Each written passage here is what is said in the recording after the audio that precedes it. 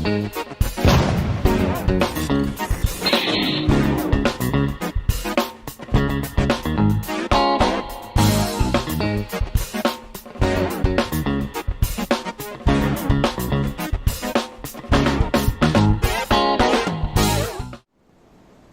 everyone, welcome back to Nat's Knackers Yard. I'll be Nat, this will be my Knackers Yard with Blue and with Shiver. A late one, a late start today. You know, it's mid-afternoon, I don't normally do this, but it's been a busy day. It's show day today, and it's a little bit of this and a little bit of this. So 2 out of 3 kids are in a local Amdram show that's kind of taken up the day, and it's the non-pictured one. It's the middle one's 13th birthday as well, so yeah, it's not about bikes today, it's about kids. So, but what I do want to do, it's not about bikes, just bring you up to date on bits and pieces that I have been doing, and then just try and take this one to see if it now moves. But get back to Shiver in a second. Looking at Blue, what have I done?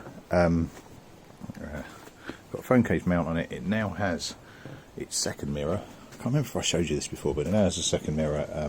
I did whack it round to Halford's late yesterday, early this morning, can't remember. So much nicer having 2 mirrors. I do have the extender stalks on them. I'll see how it goes. They do get a little bit vibey at higher speeds, but frankly I'm not motorwaying it at the moment. The other bit, and it's something that it's annoyed me more than it's worried me, it gets a lazy start when warm. So starts fine first time, not a problem in the mornings, not a drama. If I stop off, get back on, start it back up, it goes, but it takes a couple of attempts to go. And I've looked around online and seen, you know, lots of other people having the same issues, and it is either one of 3 things it seems to be. Nobody's entirely sure. It does seem a relatively common issue. It's either the stator, known weakness within the system, if you like. It's either the battery. Now the battery that's in it that was quite new, or the guy said it was quite new, and it looks quite new, but it is quite chewed around the terminals, which always leaves me slightly concerned as to how many times that's been on and off. And the sparks being the last one. So I've gone for the easiest in and out, and I've bought a new battery for it. It's been on charge, it's in, and it's on a standard. It's sitting higher than the previous one. The previous one was sat at about 12.3. So we'll see, but a little bit of a pain in the arse to get in and out, but really not that much, quite straightforward. Right, back onto Shiver. I have got the top bolt back on. I'm not convinced. I do need to get a new one. It's really quite fucking threaded out on the inside. I don't think it's actually offering that much benefit there, but it'll do for now. And this top yoke ain't coming off, and I'm certainly not in wheelie mode. Going back to the whole pissing around with the key and all that, it was just cutting out constantly. Now a lot of that, I mean, not even on down rev, it's just I couldn't get more than 4 yards and it would cut out. So I'm convinced that was part of the immobiliser system, which I've now sorted with that key. What I do want to do is take you with me, and we'll just go up and down the hill a couple of times, and we'll see. Now I still think it has some of that issue, don't get me wrong, it's got considerably better, but I think when you rev it and drop the revs, it wants to dip too far down. Now I don't know what that is. It could be something as simple as jets, and I might need to get some jet cleaner that you mix in with the fuel. I don't know, but I'm going to throw my kit on, and we'll see what it's like to ride at last. Right, 2 minutes. Well, 2 minutes for me, nothing for you. Right, so you'll still be on mono. I do have a second new microphone ordered, which should give me stereo, but we'll see. I've sorted out the front end. I say sorted out, I'll put it back on, I haven't sorted out yet. I have made a new bracket, so it's securer, but we'll let's just see what this is like and see whether or not it'll just keep dying out now. Now I'm not expecting miracles. I'm expecting to go more than 4 yards, but I am expecting when I drop the revs for it to get unhealthy.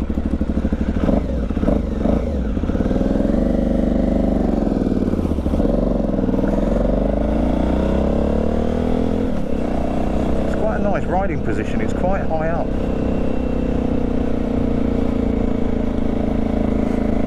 Oh no, that's the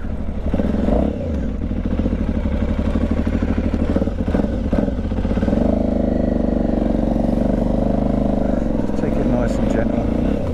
The steering's not notching anymore anyway, which is a good start. I keep catching the little mode computer finger, thinking it's the indicators, which is a bit daft. Now I do have it in touring mode rather than in sports mode. Oh, actually, it's not dying itself out, which is nice. I am slightly catching it and holding the throttle though. Now I don't know if you can arrange. I don't know if you can adjust the idle on an injection bike. I don't know. I know how to do it on a carbureted bike. It just feels like it wants to die out too much. Like if I let go of the throttle and I dip the clutch, oh, it's still going. So I've got no rev counter still. My speedo's still going. I have put some cleaner fuel in it. I wonder if I say cleaner than was. Maybe it might just be better fuel needed. It's quite throaty when it gets going. It does sound a little bit industrial. I am turning heads. That might just be because I'm so bloody good looking.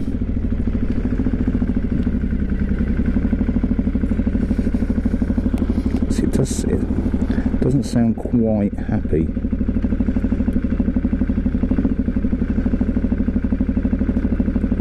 I'm wearing trainers, which is a bit stupid because it is hard to get into neutral. So, seating position's quite high. The saddle is actually more solid than I'm used to, but really quite comfortable. It's a nice sat-up commutey position.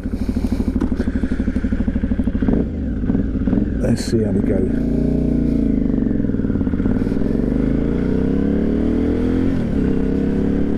First is quite short, second, third. It's actually quite nice. It does feel like it's going to die off though. But it might just be that it's dragging fresh fuel or whatever shitey apparate it's just gone through. It does feel really sat up quite high, this.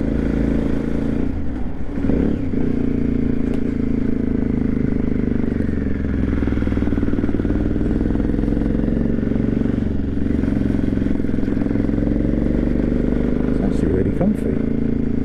I'll keep hitting that sodding computer. I just do wonder if these bars are just at the wrong angle. No, there we go. So it is just not.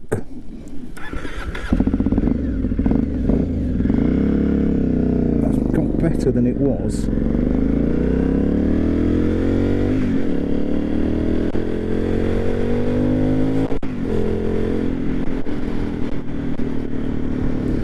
Moving nippy wise, it's when the revs drop, I'm feeling like I'm just have to catch it with the throttle for it to ride well, but steering's nice and lively. Those bearings are fucking brilliant, although I will have to revisit them because I'm sure it's going to loosen off.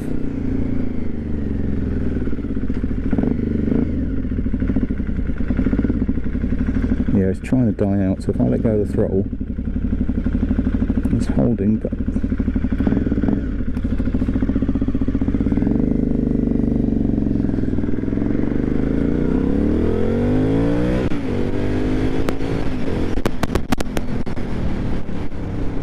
it ain't slow.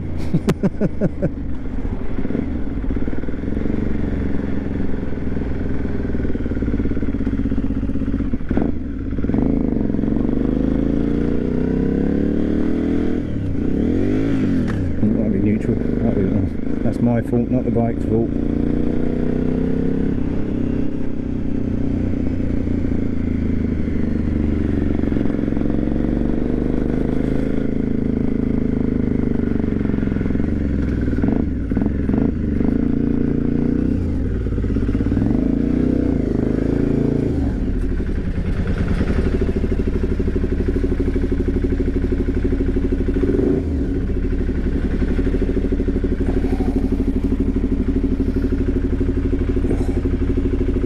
Oh, I can still smell that fucking tape burning in. I just have to hang that out of the garage.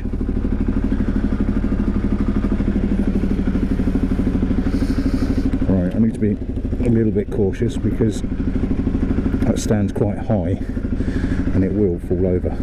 Right, let's drag you back in. Right, sun's out, it sounds like people are partying. It certainly shifts. I'll give it that much. Now the one thing that... I need two hands to get this seat off. No, there we go. Now the one thing I did notice... so no, but yeah, going from touring mode to sport mode, this bike just fucking comes alive. And it's no slouch in touring mode either. But yeah, it certainly has a lot of low end torque in it. Obviously I'm not going to go belting it around at high speed or doing anything daft with it until I know it's safe. So I'm just pootly. So the one thing I did notice, there was no hose. I had no hose on, so I had an empty hose port there, and it was pushing out there. So I chucked a hose on, see if that made any difference. And regrettably it didn't really, but it still seems to make sense that it wants to push that air in, although that's crimping. I do wonder if I can get a T-point, because if that's recirculating air through, it's just pushing it into the tank, it's not going anywhere. And I wonder if it feels like on the down rev it's getting fuel starved or too much air. I suppose either could have the same effect, and it's just drowning itself out. Now if this were a carburetted bike, that would be relatively simple to deal with, because, or at least to diagnose, because I'd hoik the being careful not to snag the antenna there, I'd hoik the idle up, but I don't know if there's an idle on a fuel injected bike. Is there? I don't know, people. It's the first fuel injected bike that I've played with. I don't know, and I'll happily admit that I don't know. But you know, on the bike itself, it's fucking lovely to ride. Seating position's nice and high, saddle's comfortable. You're sat up quite high. I can see it being, you know, quite a successful commute bike actually, because you're sat in a lovely position up high. But yeah, I'm not quite sure what to do next. I'm going to have to do a bit of research. And what do you reckon, fellas? Why would it tail off like that? Because my gut says not enough fuel or too much air. Now, whether that's going into the system, whether that's getting through the injectors, I've never cleaned the injectors on this or any other fuel injection bike. You know, can I get away with that? I've seen the liquid that you can pour in the fuel that's supposed to clean them. Is that going to do anything? It's like this, isn't it? I mean, that's obviously for my car. I'm not going to chuck that in there. It's a diesel additive, but you know, similar ilk for injection engines. Predominantly cars. I don't know.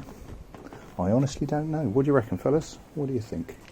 But it was nice to actually see it move by way of a refreshing change rather than just gathering dust in the garage.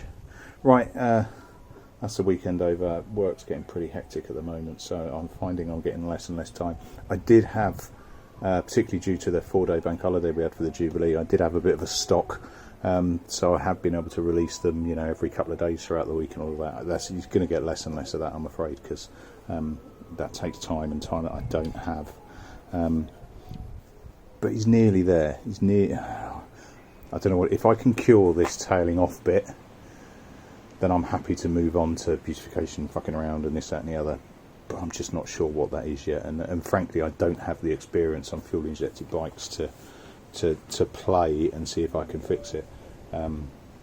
Yeah, we shall see. Right, answer on a postcard, please, boys and girls, dudes and dudettes, and see what suggestions you come up with, because I'm a little perplexed at the moment. It doesn't bother me. I'll do some research and I'll find something, but if you can point me in the right direction, I will be very, very grateful. Right, cheers all. I'll catch you later on. Ta-da.